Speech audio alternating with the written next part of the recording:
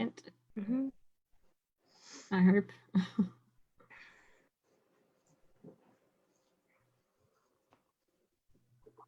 There's always a slight lag and I'm always like, ah. Sandra, do you want me to introduce you as Sandy or Sandra? Sandy's fine. All right, and we are live. Hello, everyone. Fantastic. Thank you so much, Danica and Taylor. And thank you for the opportunity to talk to you guys again. So I've done a couple of these now. So my name's Elise. I'm from the Skills and Jobs Centre at TAFE Gippsland. And this afternoon, I nearly said this morning, but it's definitely not morning. This afternoon, we've got Sandy from TAFE Gippsland joining us. Sandy, would you like to introduce yourself? Sure. Thanks, Elise. So I'm Sandy, the librarian at TAFE Gippsland, and I conduct study sessions when I'm asked to. I've done a lot of work with some of the nursing areas and various trade groups and all sorts of students. I've also been a student myself extensively. I finished my arts degree from Federation University in 2017, and that was done completely online. So I'm quite up with all of the online study issues and problems that people have. And today we're going to look at the subtle art of note-taking, all right, which is not a big deal. I mean, really, it's there's no right or wrong way to do it, I find. Everybody's got their own style. So we're just going to quickly look at some of the main issues kind of in the form of questions that were put to me. Yeah. If that suits everybody, and hopefully that will cover all of the little tips and tricks that I've got for you today. So, yeah, sure. so as you can see, I've taken my own notes ready for today. Very good. They're not very neat. No, I'm sure everyone takes notes a little bit differently, and it'll be really good to hear some guidance on that, particularly with so many people facing exams soon. So yeah, we do have some questions to go through. So our first question is why it's important to take effective notes. Yeah. Okay. Or for note taking. That's right. So everybody, as I say, has their own style. So you might be sitting there in a lecture, listening to, a live lecture, or you might be sitting watching an online lecture. The good thing about online, obviously, is that you can replay it if you want to. I mean, often they're extremely crashingly boring, so you want to get it over, get your notes taken straight away so you don't have to go through that thing again. But it is important to get your notes down accurately and without taking dictation. Do not take dictation. That would be my number one tip for this. Okay. What you're doing is picking the main points out of what the lecturer is saying. Watch for body language. Often they will emphasise something that's really important, and that is a spot-on tip for what might be included in an assignment or an exam. They might also give subtle hints about what is not included and not important.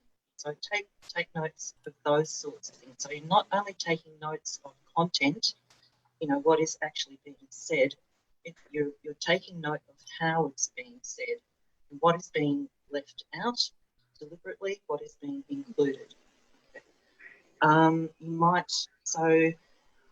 So obviously taking effective notes is important because it helps you find specific information that you're going to need for your own assignments and exams.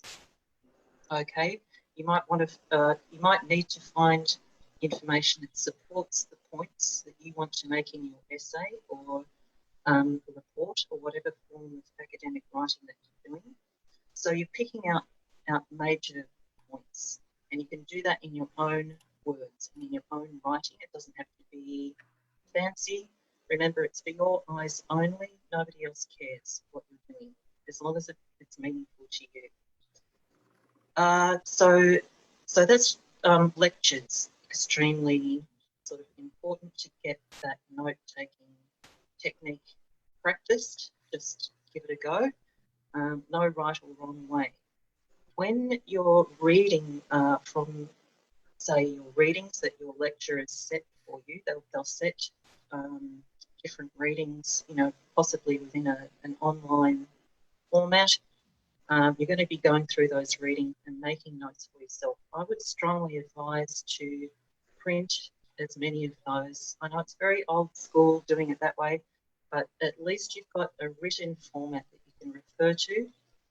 Highlight areas, have the assignment topic crystal clear in your mind before you start on your readings. If you're unclear on what the assignment wants you to do, ask your lecturer. Don't guess, and don't have any confusion whatsoever. Get it clear and don't take no for an answer. Sometimes you've got to be a little bit assertive about that sort of thing. And also for exams, very important, you know, just with your reading that you do, there will be quite a lot of it, depending what course you're doing, but most courses just have an insane amount of reading to do. Get over it, that's life. When you're studying, it's all just part of it. So you're going to have to get a fairly efficient note-taking style down from the start. Highlighting important points, making correlations between readings and between the readings and what your lecturers say. Using different colours, I can't recommend that enough because it kind of helps to reinforce the visual memory. I just found that when I was trying to recall information for exams, if I had something, say, highlighted in yellow, I knew it was pertaining to this particular point, okay? And if it was in blue, then it was some other point that I was making. So it just gave me like that visual cue, if that makes sense. All right. Did I say at the start, feel free to make notes about this session? If I didn't, then yeah, if anything stands out as being a little bit different from what you've been doing and you think, oh yeah, that would really help, feel free to make notes about it. All right, so these are all reasons why it's important to take effective notes. And we'll get on to just what that might mean in a moment. And I guess the other reason is it's important for you to avoid plagiarism, because what you're going to be doing when you're taking your notes is also taking very careful notes of where you get information from. So if you're looking up a particular website, grab that URL from the website immediately and put it somewhere where you can find it again, okay? Also, if you're looking at university databases to find journals and you know, like online books, ebooks, you're going to want to grab that information immediately. Don't let it get away from you because you might not find it again, and you can spend a lot of time doing all of that. So I hope that kind of addressed the importance of taking effective notes. We better move on to the next one now, Elise. What was number 2? Actually, I think you're doing pretty well. You've covered a few questions in your discussion in the beginning. So, yeah. Because you've spoken about why it's important to take notes and when, and what is effective note taking. So we're really, I think, you've actually covered as well. What are some of the different ways someone can take notes? So is there a process for like a step-by-step process? I'm not sure, for taking and remembering notes for exams. Yeah, okay. So, all right. I've just got a few suggestions that could be helpful for that. If you, all right, as long as you can find and recall your notes and be organised about where you're keeping your information, I've got a few suggestions. And I did already talk about using the different colours, okay? Some people, even at home or in their workplace, they have a whiteboard, and that's a fantastic, like a big canvas, if you like, and you can just free flow. You can make a mind map put your assignment topic or whatever you think the exam question might be in the middle, and then you can radiate out lines with like thought bubbles, and so ideas can go in those in different colours once again, just so it makes sense to you. Have those colours mean something though, not just be random. All right. If you don't want to do that method, just have a big blank piece of, like a big colouring book almost, without the pictures obviously, but you can create those mind maps yourself. It go as big and large as you like. It all aids that visual memory that I was talking about before. If you're taking notes from your own textbooks, now this is a bit of a controversial one, and some people do not like writing on their own books, but I thought, who cares? Like, these are my books. I'm going to highlight stuff. I'm going to scribble all over them, right? Don't do that on a library book, please. Or if you tempted to, you know, obviously photocopy the chapter that you're using and just write on the photocopy. So, and then I guess once you've got that visual representation, you can make linkages between ideas, and it's a very organic process. It's almost like you can see the new ideas forming as you go along. You don't have to have it all you know, happening from the get-go. This is kind of the information gathering process. It's quite exciting actually once you get going. What else can we make here? So you're going to group the information according to the points made. For example, you might have X, Y, and Z authors all make the point that blah, blah, blah, the world is round or something like that. So that's handy for when you're doing your referencing. You can actually say these authors state this, for example.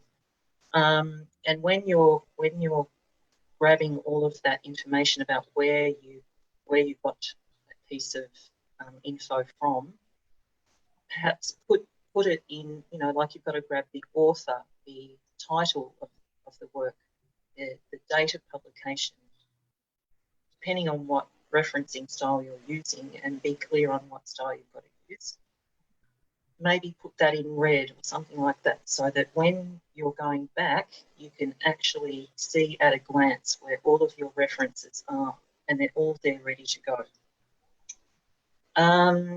And one really excellent tip, I think, is when you've made your notes, whether it's from a lecture, from a book, or from a reading, revise it within 24 hours. So go over that information. I read somewhere there's some percentage that, you know, like some crazy amount of information, like 80% can be retained if you do that one thing. Like go over it within a day, like 24 hours. Don't leave it too much longer, because it starts sort of fading out of your radar. Okay, so with that revision, you can start honing your notes a little bit more, putting them into some sort of order, getting more of an idea of where the information fits within your assignment. So does that, like, that's nothing new. There's nothing rocket science about any of this. And some of you might have other ways that you prefer to do your note taking. Once again, you know, some of you might want to put lipstick on the mirror just for really important points, or hang up little sticky notes around the place for things that you just want to be reminded of time and time again. When you're studying, it really is, it's like a mind space that you're in. It kind of invades every corner of your life while you're doing it. So just be ready to take notes when ideas come to you. That's another aspect of note taking. It's not all from other people. It's you getting ideas and being ready when the ideas hit you. It could be anywhere. You might even want to have your your voice memos going on your phone so that you can capture some thoughts that way. And, don't worry, like when you're writing down, don't worry about things like spelling. It's just for you, your notes, so you can use abbreviations. It's a good idea maybe to look up good ways of doing those abbreviations online. Just Google it, note-taking abbreviations. Easy to find, and they've got all sorts of tips for how to cut down, making long words short and saving time that way. All right, I'm aware of hopefully not going too far over time, but is there anything else we need to cover, Elise? I don't think so, but I actually took some notes, which was very good of me to follow what you're teaching us. But so I did take some notes of things that really stood out to me when you were talking, which were quite interesting, because even though you say that that this stuff is potentially easy, it's really good to be reminded of different things. So so something that stood out to me was just remembering that we're not trying to record every word that a teacher says. So when you do have a teacher talking, or a lecture or a class that you're in, don't try to capture every word, capture those main points. And listening, like you said, for the teacher to repeat, or looking at their body language, or things that they highlight, because the teacher knows generally what's going to be on a test or exam, or what things you're going to need to remember. So really, I guess, concentrating and looking out for those things that the teacher highlights, because they're the real key things that you need to remember. I love that you said about writing in books and taking notes and stuff. I think sometimes some people have been brought up with the mentality that that we really should treasure our books, which, yes, we should. There's some very special books. But then when it comes to things like an exercise book, or a book that's for your study, that is a tool for you to learn. And I think if we can step across that, I guess, line of feeling okay with it's okay to take notes in books. I kind of started doing that a couple of years ago, and I highlight things when I read books, and I know I need to remember it now, because when you read something, that if you read something and you're like, that seems really important, or I really want to remember that, highlight it, or star it, or sticker it, or post-it note it. I really love that you mentioned that. And I thought it was really interesting as well that you said if you revise within 24 hours, you have a much higher chance of remembering what you've been taught.